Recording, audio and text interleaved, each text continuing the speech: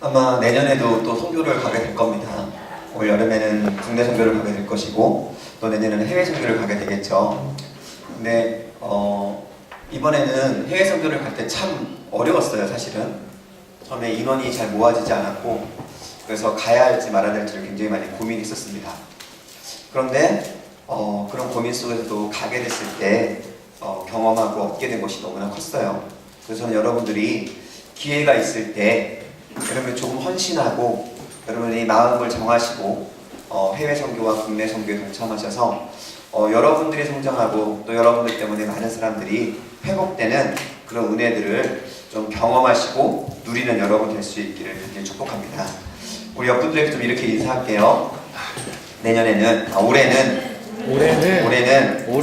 꼭 선교에 동참하자. 약속할게. 다시 할까요? 올해는 꼭 선교에 동참하자. 약속할게. 네, 그리고 선교에 함께 동참할 수 있는 여러분 될 수 있기를 간절히 소원합니다. 오늘 말씀 읽었나요? 안 읽었죠 아직? 네, 오늘 말씀은 느헤미야의 말씀입니다. 느헤미야 2장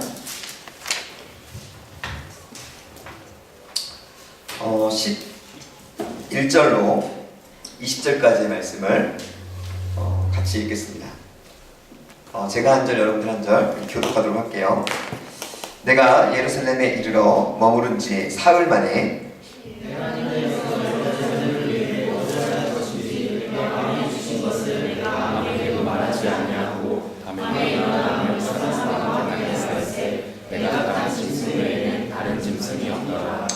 그 밤에 골짜기 문으로 나가서 용정으로 북문에 이르는 동안 보니 예루살렘 성벽이 다 무너졌고 성문이 불탔더라. 앞으로 나아가 샘문과 왕의 곳에 이르러서는 한 짐승이 지나갈 곳이 없는지라. 그 밤에 시내를 따라 올라가서 성벽을 살펴본 후에 돌아서 골짜기 문으로 돌아왔으나 방백들을 내가 어디 갔었으며 무엇을 하였는지 알지 못하였고 나도 그 일을 유다 사람들에게나 제사장들에게나 귀족들에게나 방백들에게나 그 외에 일하는 자들에게 알리지 아니하다가 후에 그들에게 이르기를 우리가 당한 공경은 너희도 보고 있는 바라. 예루살렘이 황폐하고 성문이 불탔으니 자 예루살렘 성을 건축하여 다시 수치를 당하지 말자 하고 또 그들에게 하나님의 선한 성이 나를 도우신 일과 왕이 내게 이른 말씀을 전하였더니 그들은 많이 일어나 건축하자 하고 모두 힘을 내어 이 선한 일을 하려 하네. 호로 사람 산발락과 종이었던 암몬 사람 도비아와 아라비아 사람 게셈이 이 말을 듣고 우리를 업신여기고 우리를 비웃어 이르되 너희가 하는 일이 무엇이냐 너희가 왕을 배반하고자 하느냐 하기로 내가 그들에게 대답하여 이르되 하늘의 하나님이 우리를 형통하게 하시리니 그의 종들이 우리가 일어나 건축하려니와 오직 너희에게는 예루살렘에서 아무 기업도 없고 권리도 없고 기업되는 바도 없다 하였느니라. 아멘. 아멘. 네, 일본의 도쿄에는 굉장히 유명한 것들이 많이 있습니다. 세계 10대 도시에 속하는 도쿄에 많은 유명한 것들 중에서 유명한 호텔이 하나 있어요. 혹시 아시는 분 있으신가요? 이 호텔을 일본 여행 갔다 오신 분 손 들어보세요. 일본 여행 갔다 오신 분 한 분, 두 분, 세 분, 네. 일본에 가서 도쿄 가셨어요? 도쿄는 안 가셨어요. 그럼 일본 갔다 왔다고 말하지 마세요. 도쿄 갔어요? 안 갔어요. 여러분 일본 갔다고 말하지 마세요. 예, 도쿄를 가야 일본을 간 거예요. 근데 이 도쿄에 가면 굉장히 유명한 이거 너무 좁아요 지금. 잠깐만요. 네. 내려가고 좁고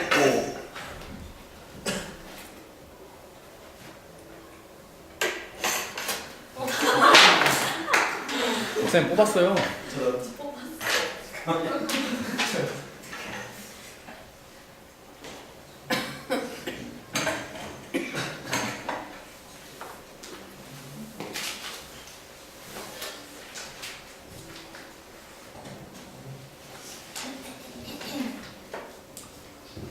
죄송합니다. 지금 제가 설교를 오늘 좀 세 번째 하는 거라서 정신이 산만해요 지금. 네, 도쿄에 가면 굉장히 유명한 호텔이 있는데 그 호텔 이름이 뭐냐면 임페리얼 호텔입니다. 들어보셨나요 혹시? 네. 들어보셨어요? 그 호텔이 왜 유명해요? 일본에 가면 호텔인데 임페리얼 호텔이 있는데 그 호텔이 되게 유명합니다. 첫 번째로 유명한 이유는 120년이 된 호텔이기 때문에 그래요. 120년이 된 유일하게 그 일본에서 도쿄에서 120년이 넘는 얼마 되지 않는 건물 중에 유명한 건물 바로 임페리얼 호텔입니다. 근데 그것보다 더 유명한 이유는 무엇이냐면 일본에 오는 모든 유명한 배우 유명한 사람들은 모두가 다 임페리얼 호텔에 가서 묵어요. 만약 여러분이 보고 싶은 사람이 있다, 보고 싶은 사람이 일본에 간다라고 이야기했다, 그럼 어디서 기다리면 되겠어요? 임페리얼 호텔 앞에 가서 기다리시면 만날 수 있습니다. 진짜 이게 거짓말이 아니고 진짜입니다. 미국 대통령이 됐던 누가 됐던 와서 반드시 임페리얼 호텔에 가서 그곳에서 하룻밤을 묵고 다른 곳으로 가는 게 일반적인 코스라고 합니다. 그만큼 임페리얼 호텔이 유명해요. 그런데 왜 이 임페리얼 호텔이 유명하게 됐을까? 오늘 그걸 여러분과 좀 나누려고 합니다. 이 임페리얼 호텔은 일본에 세워진 굉장히 큰 호텔 중에 얼마 안 되는, 일본의 특징이 뭘까요? 일본에 한 가지 특징이 있죠. 섬나라이기 때문에 나타나는 특징. 우리가 제가 두려워하는 거 있잖아요. 지진이 많이 일어나는 동네예요. 거기가 도쿄가. 그래서 도쿄에는 유명하고 크고 멋있는 높은 건물을 잘 짓지 않습니다. 그런데 임페리얼 호텔에 여러분 찾아보세요. 굉장히 높은 건물이에요. 그 당시에 임페리얼 호텔을 지으면서 그렇게 높게 호텔을 짓겠다라고 선포하고 발표했을 때 사람들이 모두가 다 그 건물을 짓겠다고 한 사람들을 바보라고 이야기했습니다. 미쳤다. 그런데 그 호텔을 미국에 있는 한 사람을 통해서 짓기 시작해요. 프랭크 로이드 라이트라는 사람을 통해서 그 건물을 짓기 시작합니다. 그런데 그 건물을 어떻게 지었냐면요. 4년에 걸쳐서 지었는데 4년에 걸쳐서 지을 때 2년이 실제적으로 건물을 지은 시간이고요. 그 2년을 어디에 사용했냐면 기초공사를 하는 데 사용했어요. 땅을 8피트 정도 팠습니다. 그리고 그 8피트 밑에 점토층이 있었는데 그 점토층이 완충작용을 할 수 있도록 특수 공법을 이용해서 건물을 지었어요. 그러니까 2년 동안 뭐 한 거예요? 설계. 그 기초만 닦은 거예요. 기초만. 2년 동안 기초만 닦고 2년 동안 건물을 지어서 4년 만에 완성한 거예요. 사람들이 뭐라 그랬냐면요. 야, 건물을 짓는데 그렇게 건물을 짓는 사람이 어딨냐? 지금까지 이런 건물 내가 본 적이 없다. 야, 돈을 왜 이렇게 많이 낭비하냐? 건물을 짓는데 드는 비용을 수없이 낭비했다. 신문, 방송 그 모든 곳에서 임페리얼 호텔을 짓고 있는 사람들, 건물주와 프랭크 로이드 라이트를 맹비난했습니다. 그런데 그것이 완성된 뒤 약 5년이 지났어요. 5년이 지난 1952년 일본 도쿄에 한 가지 사건이 일어납니다. 어떤 사건이 일어났을 것 같으세요? 큰 지진. 지진이 일어났어요. 동경 지진이라고요. 일본에서 일어났던 최고의 지진입니다. 그래서 그때 죽었던 사람이 셀 수 없을 정도 많을 정도로 그만의 큰 지진이었어요. 그리고 도쿄에 있었던 거의 모든 건물이 다 주저앉았어요. 그런데 생각하려는 건 뭔가인지 알겠죠? 그 건물만, 그 높은 건물이 솟아있는 모습을 보게 됩니다. 여러분, 그 모습을 보고 어떤 일이 일어났냐면요. 프랭크 로이드 라이트가 설계했던 이 설계 공법이 기초하는 그 기초 공법이 건축의 교과서가 되기 시작했습니다. 그래서 지금은 대부분의 사람들이 그런 식으로 건물을 짓기 시작하고 있어요. 그런데 여기서 말씀드리고 싶은 게 있어요. 여러분, 기초는 보입니까? 보이지 않습니까? 보이지 않아요. 그런데 보이지 않는 기초가 보이는 모든 것들을 떠받치고 보이고 나타나고 있는 그 모든 것들을 서 있을 수 있도록 지탱하는 힘이 될 수밖에 없다라는 거예요. 그 말은 무슨 말일까요? 바로 기초가 바로 서지 않으면, 기초가 바로 세워져 있지 않으면 위에 나타나 있는, 드러나고 있는 것이 아무리 멋있고 아름답다 할지라도 그것은 별로 가치 있는 것이 될 수 없다라는 것을 이야기하고 있는 거죠. 지금 여러분 눈앞에 펼쳐져 있는 많은 것들이 있을 수 있어요. 화려하게 보이고 멋있게 보이고 정말 담고 싶고, 그런데 여러분 잘 기억하셔야 돼요. 여러분이 보고 담고 싶고 부러운 그것들이 든든한 기초 위에 서 있는 것인지 아니면 그냥 한순간에 무너질 수밖에 없는 것인지를 잘 살펴보셔야 된다는 거예요. 최근에 저희가 수련회 기간 동안도 잠깐 나왔지만 최근에 굉장히 이슈가 됐던 한 사건이 있습니다. 여러분 비트코인이라는 거 많이 들어보셨잖아요. 예, 비트코인에 투자했던 사람들이 정말로 몇백 배의 이익을 본 적이 있어요. 그렇지만 그것을 수없이 부러워했던 많은 사람들이 투자했을 때 결국은 어떻게 됐죠? 기초가 튼튼하지 않은 어떠한 것이었기 때문에 한순간에 폭락해버리고 무너져버리는 모습을 볼 수 있다는 거예요. 여러분, 기초가 그래서 너무나 중요합니다. 공동체에도, 관계에도, 우리의 신앙과 믿음에도 이 기초가 없으면 우리는 금방 무너질 수밖에 없는 인생이 될 수밖에 없다라는 거예요. 오늘 읽었던 이 본문은 바로 이 기초에 대해서, 베이스에 대해서 우리에게 이야기해주고 있는 겁니다. 오늘 본문을 보니까 이렇게 시작을 해요. 11절 말씀 같이 읽겠습니다. 시작! 내가 예루살렘에 이르러 머무른 지 사흘 만에, 예, 드디어 그렇게 기도하고 원하고 소원했던 성벽을 건축하고 재건할 수 있는 그 장소, 예루살렘에 느헤미야가 도착했어요. 그럼 느헤미야가 얼마나 많이 기도했습니까? 얼마나 많이 준비했어요? 지금 예루살렘에 와서 내가 성벽을 건축하겠다는 그 1년 안에 정말로 마음 고생하면서 하나님 앞에 기도하면서 얼마나 많은 것들을 준비했습니까? 그런데 지금 오늘 본문에 보니까 뭐라고 말하냐면 드디어 성벽을 건축해야 하는 그 땅 예루살렘에 느헤미야가 도착했다라고 이야기하고 있다는 거예요. 여러분, 만약 여러분이 느헤미야예요. 정말로 준비하고 기도하고 건축할 수 있는 모든 조건들을 다 갖추고 이제 느헤미야, 여러분이 예루살렘에 도착했습니다. 그럼 여러분 어떻게 하시겠어요? 대부분의 사람은 뭘 할까요? 건물을 짓기 시작할 거예요. 성벽을 짓기 시작할 거라는 거예요. 그런데 느헤미야는 성벽을 짓지 않았어요.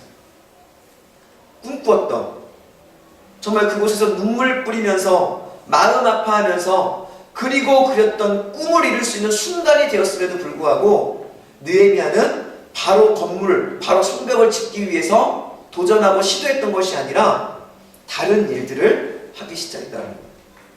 어떤 일들을 했느냐? 바로 기초를 쌓기 시작했다는 거예요. 오늘 본문은 이렇게 시작합니다. 내가 예루살렘에 이르러 머무른 지 사흘 만에, 사흘 동안 아무것도 하지 않고 있었어요. 그리고 사흘이 지난 뒤에 무엇을 했느냐? 함께 읽겠습니다. 12절입니다. 시작! 내 하나님께서 예루살렘을 위하여 무엇을 할 것인지 내 마음에 주신 것을 내가 아무에게도 말하지 아니하고 밤에 일어나 몇몇 사람과 함께 나갈새 내가 탄 짐승 외에는 다른 짐승이 없더라 라고 말하면서 16절까지 그것에 대한 내용들이 쭉 나옵니다. 무슨 일을 했냐면요, 느헤미야가 예루살렘에 도착한 이후로 4일 동안 묵묵히 하나님의 음성을 듣다가 벌떡 일어나더니 자기와 가까운 사람 몇 사람만을 데리고 밖으로 나갑니다. 말을 타고 나가요. 그리고 나서 말을 타고 어디를 가냐면 성벽을 돌기 시작했다는 거예요. 성벽을 돌면서 성벽을 살피기 시작했어요. 성벽의 지금 상황이 어떤 것인지, 성벽이 지금 어떠한 상황 속에 무너져 있는지, 성문은 어떻게 소화됐으며 성문을 내가 어떻게 감독해야 되는지, 그런 것들을 일일이 살피기 시작했다는 거예요. 여러분 한번 생각해 보십시오. 느헤미야 어떤 사람이었냐면요, 이스라엘의 성벽이 무너지고 성문이 소화됐습니다라는 말을 듣고 무릎 꿇고 통곡했던 사람이에요. 그런데 그런 사람이 그러했던 느헤미야가 무너져버린 성벽을 본다는 것에 여러분 그 마음이 어떨까 한번 생각해 보십시오. 아마 느헤미야는 너무나 힘들고 어려웠을 겁니다. 무너진 성벽 하나하나, 무너져 흘러내린 돌 하나하나 볼 때마다 그 아픔들이 느헤미야 속에 치열하게 타올랐을 거라는 겁니다. 그럼에도 불구하고 느헤미야는 저녁에 홀로 몇 사람과 함께 그 성벽을 돌면서 성벽이 어떠한가를 보기 시작했다는 거예요. 13절에 보니까 이렇게 이야기합니다. 그 밤에 골짜기 문으로 나아가 용정으로 북문에 이르는 동안 보니 라고 말하면서 그 모든 모습들을 보고 있다고 이야기를 해요. 그리고 15절에 보니까 뒷부분에 성벽을 살펴본 후에 라고 이야기를 합니다. 근데 여기서 본다라는 말이 반복되고 있는데요. 이 본다라는 말이 헬라어로는 조금 다른 일반적인 의미가 아니고요. 본다라는 의미가 의학 용어인데요. 의학적으로 질병을 살펴보다라는 의미를 가지고 있습니다. 그러니까 예를 들면 저런 겁니다. 현미경으로 우리 피를 검사할 때 현미경으로 이렇게 피를 보잖아요. 그때 그냥 대강 보면 되나요? 아니면 자세하게 봐야 되나요? 자세하게 봐야 되잖아요. 얘 문제가 정상과 어떻게 다른지, 문제가 무엇인지 그것들에 대해서 자세히 보는 것처럼 지금 느헤미야가 성벽을 돌면서 그렇게 성벽을 하나하나 자세하게 살펴보고 있었다는 거예요. 그러면서 그가 성벽에 있는 문제들을 하나하나 발견하기 시작했고 이것을 어떻게 해야 될지, 어떻게 무엇을 고쳐가야 될지에 대해서 지금 있는 현재 상황을 진단하기 시작했다는 거예요. 여러분, 기초를 쌓는 것, 그것의 첫 번째 단계는 바로 자기 자신을 진단하는 거예요. 내 자신을 아는 거예요. 나를 알지 못하면 결코 나를 치료하거나 회복할 수 없습니다. 우리 공동체를 살리고 싶다고 한다면 어떻게 해야 돼요? 우리 공동체가 가지고 있는 문제를 진단해야 돼요. 그렇지 않으면 공동체의 문제를 해결할 수가 없어요. 여러분, 그 문제를 들춰낸다는 것은 매우 어려운 일입니다. 그리고 굉장히 아픈 일이에요. 여러분, 개인적으로 한번 생각해 보십시오. 여러분이 어떠한 문제를 해결하기 위해서 그 문제에 관계되어 있던 많은 것들을 생각할 때 불쑥불쑥 튀어오르는 여러분의 상처들이 있다고 한번 생각해 보십시오. 그것을 생각하면서 그것의 문제가 뭐였는지를 고민하고 그 문제를 다시 한번 되새기면서 여러분 당할 그 마음의 고통을 한번 생각해 보시라고요. 그런데 느헤미야는 그 예루살렘의 성벽을 보면서 그 모든 아픔들을 감내하면서라도 그것을 보기 시작했더라는 거예요. 그러면서 그 문제들 중에 해결해야 될 것들, 어떻게 해결해야 될지 그것들을 하나님이 주신 마음으로 지속적으로 발견하기 시작했습니다. 여러분에게 있는 문제가 뭐예요? 지금 여러분이 당해 있는 어려움, 무너지고 회파되어 버린 성이 무엇이 있습니까? 그 회복하고 싶은 성이 있다고 한다면 여러분 첫 번째 기초를 쌓아야 되는데 그 기초를 쌓기 위한 첫 번째는 여러분 자신을 철저하게 진단하는 것입니다. 저는 우리 공동체도 그런 과정을 겪었으면 좋겠습니다. 우리 코람대 공동체가 성장하다가 정체해버리고 지금 멈춰있는 단계에 있다고 생각이 돼요. 무엇이 문제일까요? 그것을 진단해야 됩니다. 저도 여러분도 어쩌면 그 이야기를 나누고 그 진단하는 과정 속에서 정말 서로의 마음이 아픈 그러한 상황들이 닥쳐올 수도 있어요. 그럼에도 분명한 것은 성장하기를 원하고 재건되어지기를 원하고 우리 공동체가 부흥되기를 원한다고 한다면 어떻게 해야 되는 거예요? 그 문제에 대해서 정말로 치밀하게 자세하게 그 문제들을 다시 한번 살펴볼 필요가 있다는 것입니다. 임페리얼 호텔은 그렇게 치밀하게 준비되어 있는 그 기초를 중심으로 해서 지진과 같은 모든 건물이 무너지는 상황 속에서도 우뚝 서 있을 수 있었다는 겁니다. 저는 우리 코람데어 공동체가 그러한 공동체가 될 수 있기를 예수님의 이름으로 간절히 축복합니다. 아멘. 그리고 여러분들도 그런 분들이 됐으면 좋겠어요. 아멘. 혹시 누군가의 관계가 좀 어려우세요? 겉으로 드러난 표면적인 어려움을 해결하기 위해서 수고한다고 한다면 그 어려움은 결코 해결되지 않습니다. 왜냐하면 겉으로 드러난 문제는 단순히 잠깐의 해결은 이룰 수 있지만 결국 다시 속에 있었던 문제가 불거지게 되어 있어요. 누군가의 관계가 회복되길 원한다고 한다면 어떻게 해야 됩니까? 그 관계가 불편할 수 있게 불편하게 만들었던 근본적인 원인이 무엇인지에 대해서 진단하셔야 돼요. 그리고 그 문제를 해결하셔야 된다는 거예요. 그게 바로 우리에게 말씀하시는 첫 번째 베이스의 원리. 여러분 아이야 코카라는 사람이 있습니다. 굉장히 유명한 사람이에요. 그 1980년대에 미국에 불황이 왔을 때 자동차 산업에 정말 너무나 힘든 상황이 있었습니다. 그때 이 미국의 자동차 불황을 깨트렸던 사람 중에 한 명이 바로 아이야 코카라는 사람이에요. 근데 이 유명한 미국의 전설과 같은 사람을 포드 2세가, 그러니까 포드 자동차를 만들었던 사람 말고 포드 자동차를 만들었던 사람의 아들 포드 자동차 2세가 잘라버렸어요. 정말 모든 삶을 다 바쳐서 포드 자동차를 세웠던 아이야 코카를 탁 잘라버렸어요. 너무나 힘들었겠죠. 그런데 그 사람을 정말 원래 수준이 있던 사람은 다 알아보죠. 그 사람을 크라이슬러라는 자동차 회사에서 픽업을 합니다. 우리 사장으로 좀 와주십시오. 그런데 그 당시 크라이슬러가 어떤 상황이었냐면요, 6천만 달러의 빚이 있었어요. 그러니까 매년 6천만 달러 이상의 적자를 내고 있었어요. 다른 말로 말하면 풍전등화였어요. 크라이슬러라는 자동차는 곧 무너지기 일보 직전의 상황이었다는 거예요. 그런 자동차 회사에서 아이야 코카라는 한 사람, 그 사람을 불렀다는 거예요. 이 회사를 제발 좀 살려주십시오. 여러분, 아이야 코카가 가서 제일 처음에 뭐 했는 줄 아십니까? 뭐 했을 것 같으세요?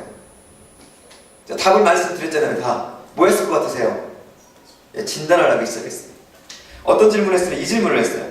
왜 이 회사는 이렇게 망하고 있을까? 왜 이 회사는 계속적으로 적자를 내고 있을까? 라는 것에 질문을 가지고 이 질문의 답들, 즉 진단을 하기 시작했다는 거예요. 여러분, 진단을 할 때 얼마나 아픈지 모릅니다. 그래서 발견한 세 가지를 이야기했어요. 그 세 가지가 뭐냐면, 첫 번째는 부사장들의 문제였어요. 크라이슬러가 그 당시에 어떠한 조직을 가지고 있었냐면, 한 명의 사장에 32명의 부사장이 있었습니다. 그런데 문제가 뭐였냐면, 한 명의 사장을 중심으로 32명의 부사장이 한 마음으로 한 곳을 향해 가야 되는데, 이 부사장들이 뭘 하고 있었냐면 개인 사업을 하고 있었던 거예요. 사장이 무엇을 말을 해도, 지시를 해도 그것에 대해서 부사장들이 콧방귀를 끼고 있었던 거예요. 여러분, 그 회사가 움직일 수 있을까요? 자기 사업을 하고 있다 보니까 크라이슬러가 추진하고 크라이슬러 본사에서 추진하고 있었던 그 모든 일들이 진행이 안 됐던 거예요. 그것을 발견하게 됐습니다. 여러분, 그것을 발견하고 나서 아이야 코카가 어떤 일을 했을까요? 다 잘랐어요. 다 잘랐는지 잘 모르겠어요. 제가 뭐 그것까지는 거기에 나와 있지 않기도 잘 모릅니다. 그런데 분명히 비슷한 일을 했을 것 같아요. 그 수뇌부에 관계되는 부사장급, 이사급, 그 많은 사람들에게 구조조정을 했을 거라는 거예요. 그러면서 얼마나 많은 아픔이 있었겠습니까? 다툼이 있었겠어요. 지금까지 쌓여왔던 비리들이 얼마나 많이 드러났겠습니까? 그러한 고통을 겪었다라는 거예요. 두 번째로 발견했는데 그것이 무엇이냐면, 그 당시 상황을 읽지 못했다는 거예요. 그 당시 미국이 불황이었습니다. 불황이다 보니까 유가, 기름값이 막 폭발적으로 올라갔어요. 그런데 그 당시에 크라이슬러는 어떤 자동차를 만들었냐면요, 대형 자동차만 만들었어요. 대형차. 지금 사람들은 유가가 너무 올라서, 기름값이 올라서 대형차를 사지 않고 다 소형차만 사고 있는데 대형차만 만들고 있는 거예요, 계속. 그러다 보니까 어떤 일이 생겼냐면 자동차가 팔리지 않았던 거죠. 두 번째 문제를 발견했습니다. 어떤 일을 했을까요? 크라이슬러에서도 소형차를 만들기 시작했어요. 세 번째를 찾았어요. 이 세 번째는 무엇이었냐면 노조와의 관계가 너무나 험악했더라는 거예요. 노조와의 관계가 너무나 험악해서 그 관계를 해결하기 위해서 그 간부들을 다 모았습니다. 그 간부들에게 사정했어요. 조금씩만 양보합시다. 조금씩만 양보해서 우리가 이 이렇게 노동하시는 분들, 그분들에게 우리의 것들을 좀 나눠줍시다. 그리고 굉장히 큰 배려를 막 나누기 시작했습니다. 그랬더니 어떤 일이 생겼는지 아세요? 노조의 관계가 회복되기 시작했어요. 노조의 관계가 회복되니까 어떤 일이 일어났을까요? 거기서 자동차를 만드는 사람이 이 회사가 나를 존중하는구나 라는 것을 느끼기 시작하면서 본인이 하는 일에 최선을 다하기 시작했습니다. 여러분, 크라이슬러를 무너뜨리고 있었던 이 세 가지의 진단 결과, 진단이 나오고 그 진단에 따른 해결책을 찾자 크라이슬러가 변하기 시작했어요. 그래서 단 7년 만에 모든 빚을 다 갚고 흑자 회사로 전환하기 시작했다는 거죠. 여러분, 분명한 진단이 있고 그 진단으로부터 나온 해결책을 마련하기 시작하면 공동체는, 회사는 변하는 역사가 일어나기 시작한다는 거죠. 저는 이것이 크라이슬러만의 이야기라고 생각하지 않아요. 바로 우리 개인 한 사람 한 사람에게 속한 이야기이고, 그리고 우리 코람데오 공동체의 이야기이고, 또 여러분의 가정의 이야기일 수 있더라는 거예요. 가정에 문제가 있습니까? 가정의 근본적인 문제가 무엇인지 여러분 진단해 보십시오. 우리 코람데오 공동체에 뭔가 문제가 있다고 느껴지시나요? 그러면 그것에 대한 세부적인 문제를 한번 진단해 보십시오. 누군가의 관계가 문제가 있다고 생각한다면 그것을 그렇게 하시면 돼요. 우리 곧 결혼할 형제자매가 있는데 이제 아마 싸우실 거예요. 결혼하고 나면 이제 부부싸움을 하게 될 겁니다. 표면이 아니라 부부싸움의 근본적인 원인들을 살펴보는 지혜가 있으셨으면 정말 좋겠어요. 마찬가지예요, 모두. 그렇게 되면 그 문제가 해결될 뿐만 아니라 그 해결됨을 통해서 변화되는 놀라운 역사가 우리에게 나타날 수밖에 없더라는 거예요. 지금 느헤미야가 한 일이 그거라는 거예요. 느헤미야가 성벽을 둘러보면서 무엇이 문제인지, 왜 무너졌고 무너짐에 의해서 어떻게 하면 해결할 수 있는지에 대해서 문제를 진단한 그것에 대한 해결책들을 하나하나 발견하기 시작했더라는 거예요. 그 해결책이 발견될 때 바로 기초 중에 기초가 쌓이기 시작했더라는 거예요. 저는 여러분이 그 기초를 세워갈 수 있게 좀 축복합니다. 여러분, 그 기초를 세우면 여러분 어떤 어려움이 있어도 쓰러지지 않는 강한 사람이 될 수 있어요. 느헤미야가 바로 그런 사람이었더라는 거예요. 느헤미야가 이렇게 진단하고 해결책을 찾은 뒤에 느헤미야는 그러면 바로 또 건물을 지었느냐? 그렇지 않아요. 느헤미야가 그렇게 문제점과 해결책을 찾은 뒤에 두 번째로 한 일이 있습니다. 기초를 쌓는 두 번째 일이 있었어요.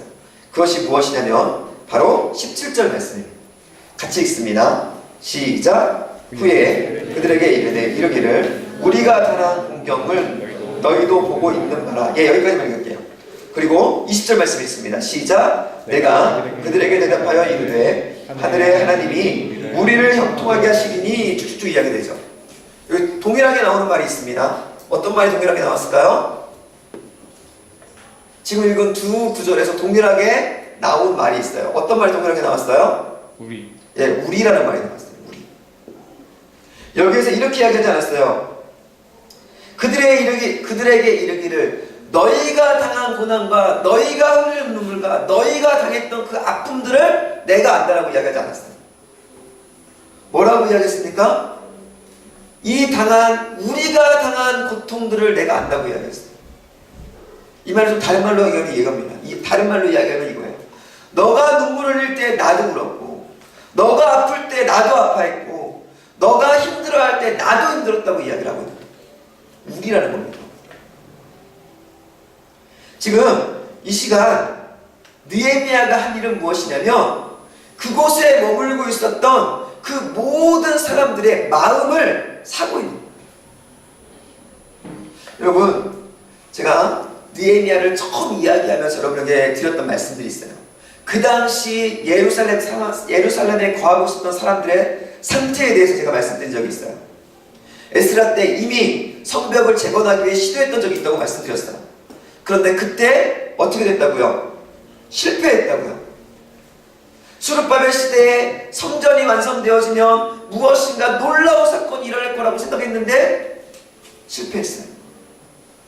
이제 에스라가 돌아왔을 때 다시 한번 신앙의 회복운동이 일어나고 성벽이 재건되면 우리가 무엇인가 하나님의 놀라운 역사가 일어날 것이라고 생각했는데 역시 좌절됐어요. 그때 이스라엘 백성들, 예루살렘에 거했던 사람들의 마음이 어떨까요? 아마 누군가 와서 무엇인가를 하려고 해도 그들의 마음은 절대 동참할 수 없는 마음이었다는 거예요. 그런 사람들을 움직이기 시작했다는 거예요. 어떻게 해요? 헤라가 아니라 내가 너희의 아픔을 안다는 거예요. 우리가 함께 한다는 거예요. 그러면서 마음을 모으기 시작했어요. 마음을 모으고 함께 아파하고 함께 고민하고 우리가 당하는 이 고통들을 함께 이겨낼 수 있다고 이야기하기 시작했다는 거예요. 그리고 20절에 뭐라고 이야기합니까? 함께 우리가 이 일을 이루면 그 영광이 우리에게 형통하게 임할 것이라고 이야기하고 있다는 거예요. 함께하면 영광도 함께하고 함께 고생하면 그 영광을 함께 누릴 수 있다라고 그 사람들에게, 예루살렘 모든 것들을 포기하고 주저하고 있었던 그 예루살렘 백성들에게 이야기하기 시작했다는 거예요. 여러분, 지금 느헤미야는 그곳에 총독으로 왔어요. 총독은 군권과 모든 행정권을 잡고 있는 사람이에요. 그곳에 있는 사람들을 동원해서 얼마든지 지울 수 있었다니까요. 그런데도 불구하고 느헤미야는 그렇게 하지 않았어요. 스스로 함께 할 수 있도록 그들의 마음을 사는데 그들의 손과 그 마음과 시간을 투자해서 그들의 마음을 사기 시작했더라는 거예요.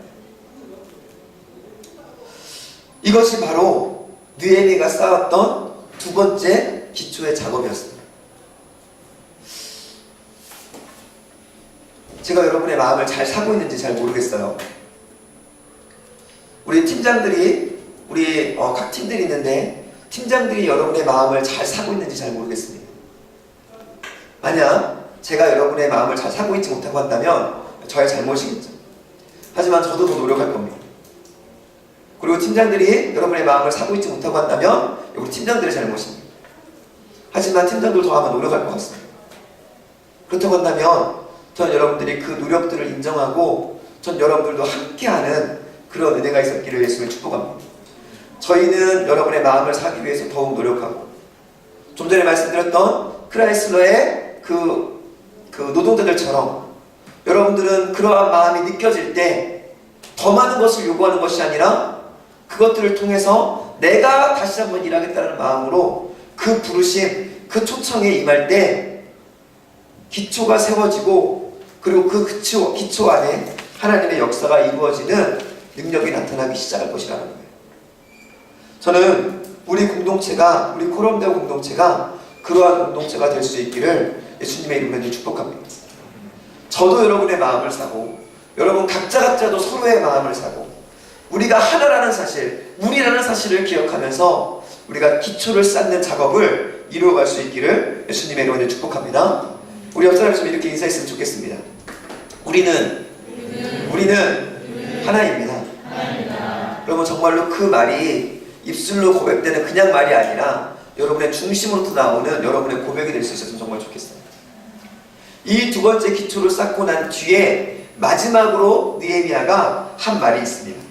19절 말씀인데요. 호론 사람 산발락과 암몬 사람 도비야와 아라비아 사람 게셈이라는 세 명의 사람이 느헤미야가 성벽을 짓고자 하는 그 모든 것들을 비난하고 비판하면서 사람들을 동요하기 시작합니다.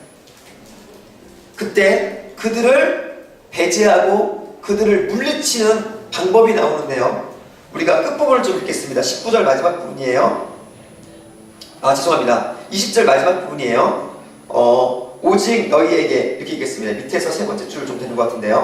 오직 너희에게는 찾으셨나요? 네. 같이 읽습니다. 시작. 오직 너희에게는 예루살렘에서 아무 기업도 없고 권리도 없고 기업되는 바도 없다 하였느니라. 여기 잘 보세요. 너희에게는 아무런 기업도 아무런 권리도 없다라고 말하면 느헤미야의 말이죠. 그런데 뭐라고 얘기합니까? 없다 하였느니라. 이 말은 무슨 말이에요? 느헤미야의 말이 아니라 누구의 말이에요? 그 누군가의 말인 거예요. 그렇죠?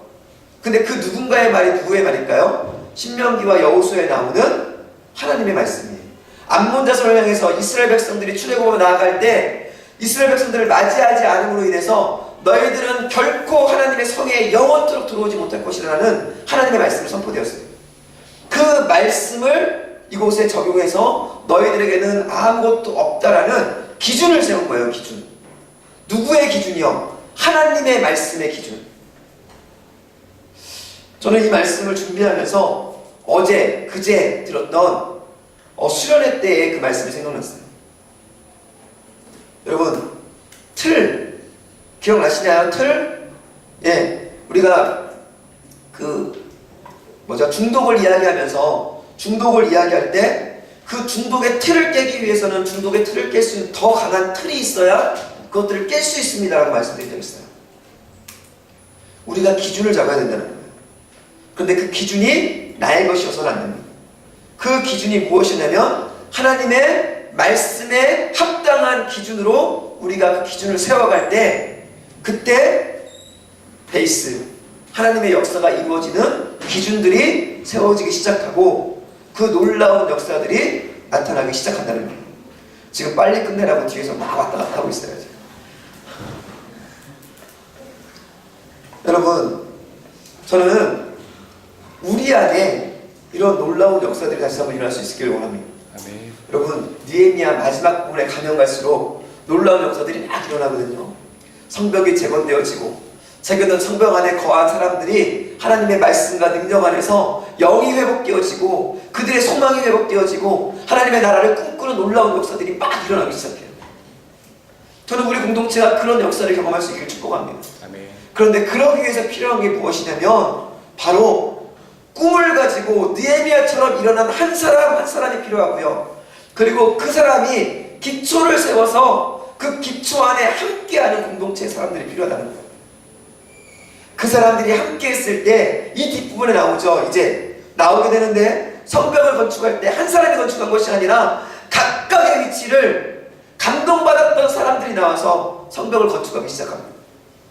그리고 52일 만에 여러분 52일 만에 성벽이 완성돼요. 이렇게 할 수 있었던 이유가 뭘까요? 6천억 달러라는 6천만 달러라는 빚이 있었던 크라이슬러가 단 7년 만에 회복되었던 그 놀라운 역사처럼 52일 만에 성벽이 완성됩니다. 몇백 년 동안 무너지고 몇십 년 동안 무너져서 재건되지 않았던 성벽이 단 52일 만에 완성됩니다. 어떻게 그것이 가능했을까?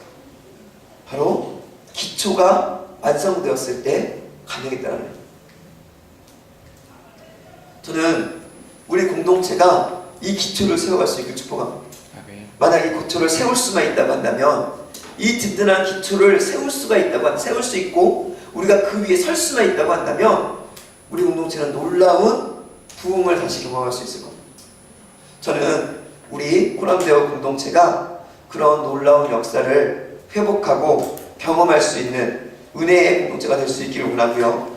그리고 여러분 한 사람 한 사람이 그 은혜의 공동체를 세워가는 중심에 설 수 있기를 예수님의 이름으로 간절히 축복합니다.